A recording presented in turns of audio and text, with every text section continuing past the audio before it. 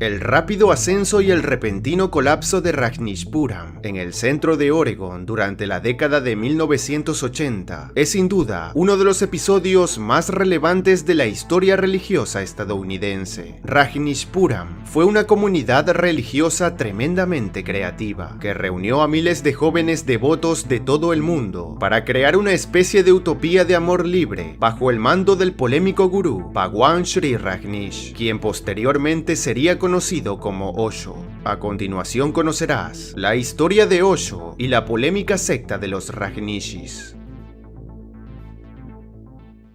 Nacido el 11 de diciembre de 1931 en Kuchwada, India, con el nombre de Chandra Mohan Jain, el futuro Osho fue el mayor de 11 hermanos, hijos de un comerciante de tela. El pequeño Chandra vivió con sus abuelos maternos hasta los 8 años. Durante esa etapa creció sin imposiciones y a menudo era apodado Rajneesh, que quiere decir Señor de la Noche. Sería con la muerte de su abuelo que volvería a la custodia de sus padres, quienes profesaban la antigua religión jainista. Cuando tenía 15 años, vivió la muerte de su novia de la infancia. Esta pérdida, junto a la de su abuelo, generarían una profunda preocupación en Rajneesh, y muy a menudo pensaba en lo efímera que es la vida. En su época como estudiante, Rajneesh se ganaría la fama de ser un gran alumno, pero a la vez muy rebelde y sobre todo polémico. Criticaba abiertamente las religiones tradicionales de India, y poco a poco se fue interesando por diferentes métodos para expandir la conciencia.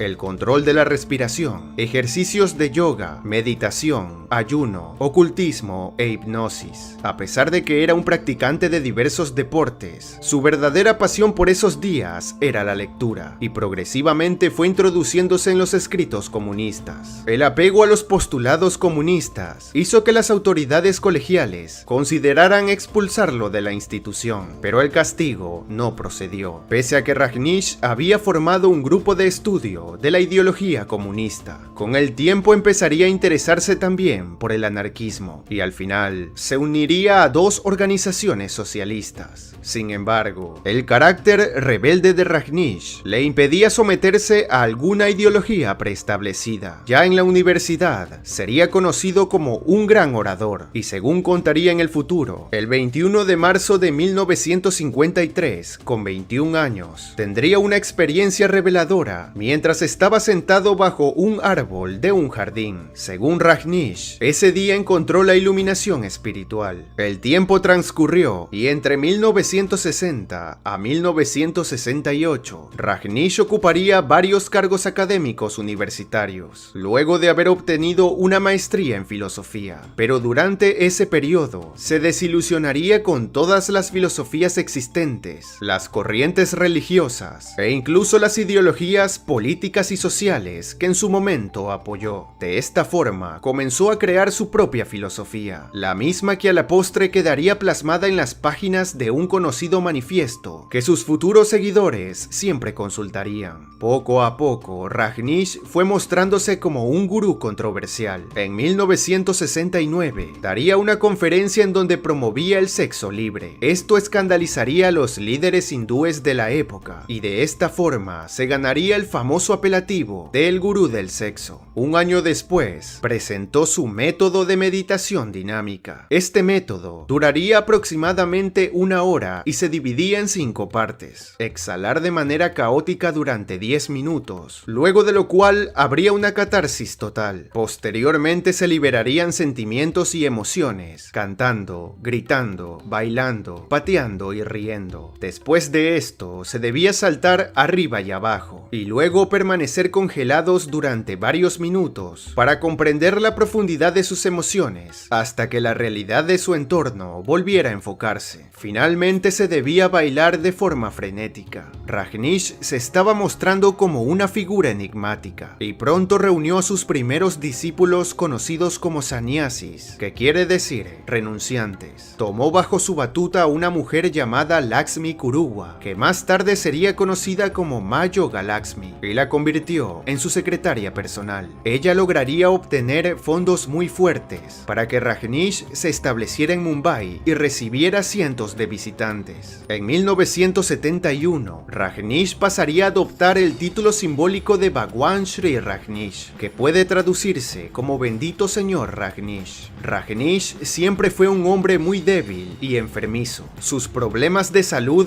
se acrecentaron cuando el clima húmedo de Mumbai le generó numerosas alergias y asma. Además, llegó a desarrollar diabetes. En 1974, en el aniversario número 21 de su iluminación, el rebautizado como Bhagwan se mudó a una propiedad de Koregaon Park en Pune, India, comprada con el patrocinio de una heredera marítima griega. Esta nueva sede se convertiría en el ashram o monasterio principal por mucho tiempo de los ya conocidos Rajneeshis. En este ashram, los discípulos de Bhagwan escuchaban sus charlas y perfeccionaban la técnica de la meditación dinámica, mientras que los devotos más entregados a sus enseñanzas se radicaban en el amplio sitio. De esta forma se conformó una comunidad cuyos niveles organizacionales estaban inspirados en el modelo utilizado por el místico ruso Gurdjieff en una comunidad que dirigió en París en la década de los 30. Las características incorporadas fueron el trabajo duro no remunerado y los supervisores elegidos por su personalidad abrasiva, ambos diseñados para provocar oportunidades para la autoobservación y la trascendencia. Dentro del ashram de Pune había gente con experiencia en ciencias, tecnología, medicina, política y cine. Pese a las crecientes controversias a las que se veía sometida la comunidad, que incluían uso y tráfico de estupefacientes entre los devotos y denuncias de prostitución,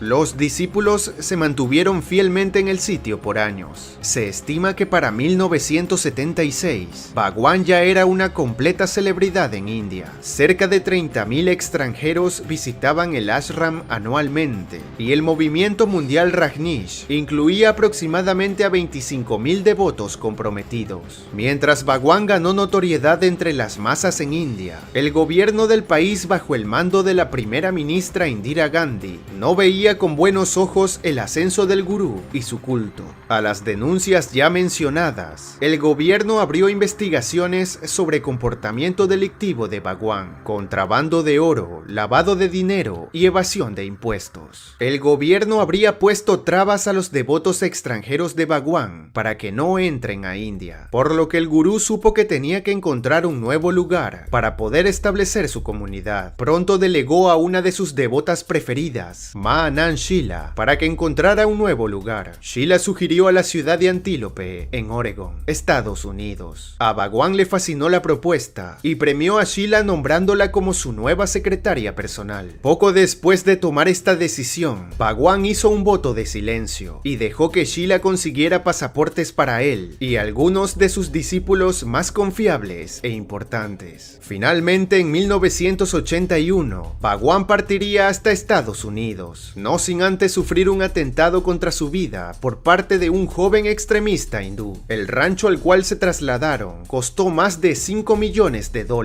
y estaba ubicado entre dos condados, el de Wasco y el de Jefferson. En un inicio, el lugar sería conocido como Rancho Rajneesh, pero luego fue rebautizado como Rajneeshpuram. Los vecinos de la ciudad de Dedales, de mayoría cristiana, no miraban con buenos ojos la llegada de los extraños devotos de Bhagwan, ya que consideraban que su tierra estaba siendo invadida con ideas de sexo libre, matrimonios abiertos y conceptos religiosos exóticos. Además, creían que el gurú era un completo impostor, sobre todo cuando empezaron a ver cómo llegaba la flamante colección de autos lujosos de marca Rolls-Royce que el gurú poseía. Bhagwan llegó a poseer 93 de estos lujosos carros. La filosofía de Bhagwan mezclaba conceptos de muchas tradiciones religiosas. Tenía como misión crear un hombre nuevo que uniera los principios religiosos e ideológicos de Oriente y Occidente. Además, afirmaba que se podría alcanzar la iluminación,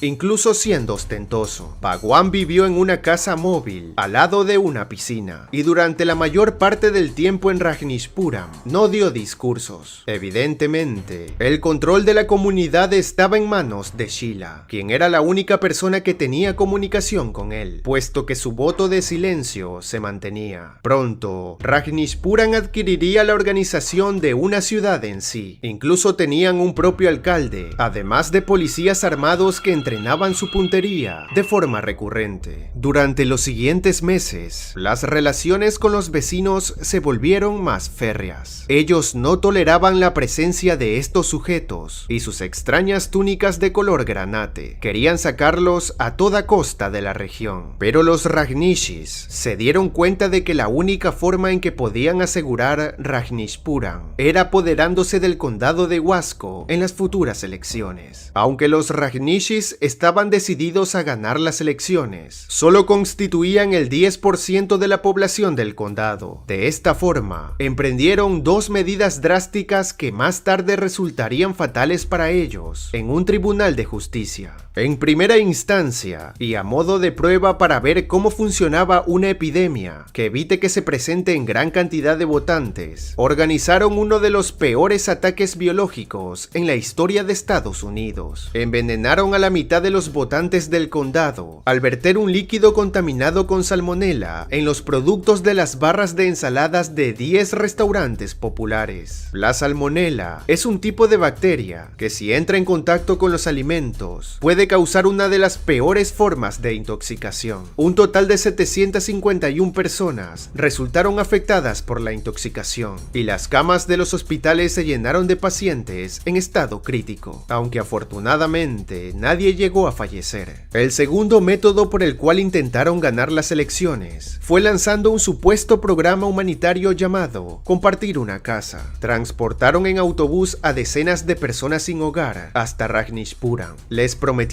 comida, ropa y refugio si acudían al complejo y votaban por sus candidatos. Pero los funcionarios estatales pronto se enteraron de este suceso y se detuvo el registro de votantes en el condado de Huasco, estableciendo una regla de emergencia un mes antes de las elecciones, por lo que desde ese momento cualquier persona que se registrara para votar en el condado debía presentarse personalmente en una audiencia de elegibilidad local. Sheila había sido la mentalizadora de estas acciones y pronto el poder la cegó. Hablaba de conjuras, conspiraciones en contra del grupo y cómo acabar con la vida de las personas que querían hacerle daño a la comunidad y a Bhagwan. Entró en un estado tan grande de paranoia que organizó una red masiva de vigilancia y espionaje dentro de Rajneeshpuram. Ni el propio Bhagwan pudo escapar a la maquinaria de vigilancia orquestada por Sheila, que instaló pequeños micrófonos en el cuarto del gurú. Sheila desconfiaba del doctor personal de Bhagwan y de su esposa François Rudy, posteriormente conocida como Ma Prem Hassia. Ella era ex esposa del productor de la célebre película El Padrino.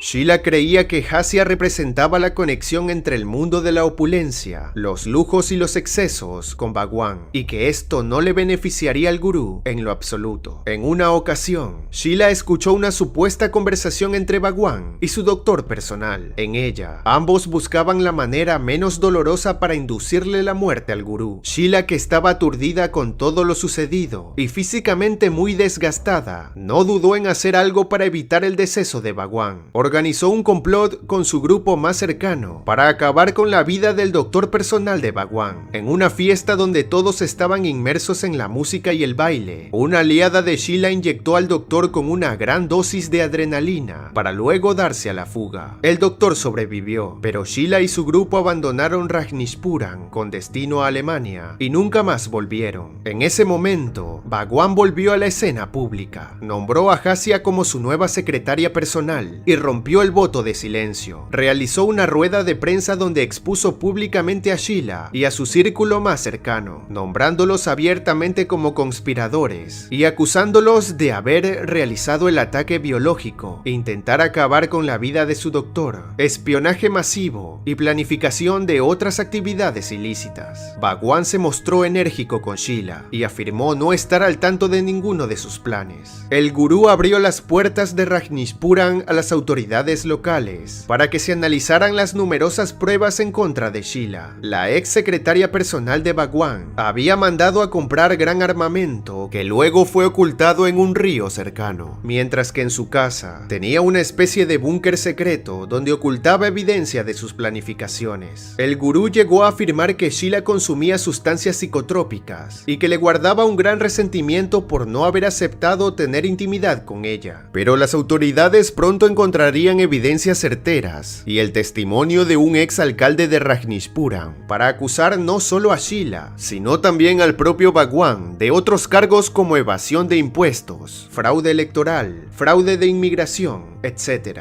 Ante tal situación, Bhagwan decidió huir de Rajneeshpuram en un avión privado. Cuando el avión hizo una escala en Charlottesville a las 2 de la mañana del 28 de octubre de 1985, Bhagwan y otras 13 personas que viajaban con él fueron arrestados instantáneamente. Bhagwan pasó por varias celdas en diferentes estados hasta que finalmente volvió a Oregon 2 semanas después de su arresto. Visiblemente muy agotado, decidió junto a su abogado declararse culpable y llegar a un acuerdo. Posteriormente acordó pagar una multa de $400,000 y recibió una sentencia suspendida de 10 años. Además, se le ordenó abandonar Estados Unidos y no regresar por un mínimo de 5 años. Bhagwan finalmente se despidió de los Estados Unidos y el proyecto de la comuna Rajneeshpuram progresivamente murió. El gurú regresó brevemente a la India, donde fue recibido con devoción por el resto de sus seguidores en el país. Luego cambió su título por el de Osho, que quiere decir maestro. De esta forma enterraba lo pasado en Estados Unidos. Partiendo desde Katmandú, comenzó una especie de gira mundial, donde fue rechazado por 13 países diferentes. Finalmente regresó a su tierra natal y en 1989 realizó otro voto de silencio. Con el tiempo, su salud comenzó a deteriorarse y aparecía en público cada vez menos. El 19 de enero de 1990, Osho fallecía por una insuficiencia cardíaca en su ashram de Pune, con 58 años de edad. Su muerte siempre ha estado envuelta en la polémica, ya que algunos consideran que fue envenenado por su doctor personal. Pese a que Sheila fue sentenciada a 20 años de prisión en Estados Unidos, tan solo cumplió 29 meses para luego salir en libertad por buena conducta. Después de la muerte de Osho, la comuna en Pune pasó a llamarse Instituto Osho y luego Osho International Meditation Resort, que actualmente se estima que atrae hasta 200,000 visitantes al año. Los seguidores de Osho también continúan difundiendo sus creencias desde los cientos de centros de meditación Osho que han abierto en las principales ciudades del mundo y sobre todo con la gran cantidad de libros que han sido publicados en diversos idiomas. Estos libros han contribuido de alguna manera a reivindicar la figura del personaje y a menudo son vistos como literatura para el crecimiento personal. Pero, ¿qué opinas tú, líder de secta o maestro incomprendido? Me encantaría leer tus opiniones en la caja de comentarios. No olvides ver el resto de videos que he realizado sobre sectas en la lista de reproducción que puedes encontrar en estos momentos en la parte superior de la pantalla.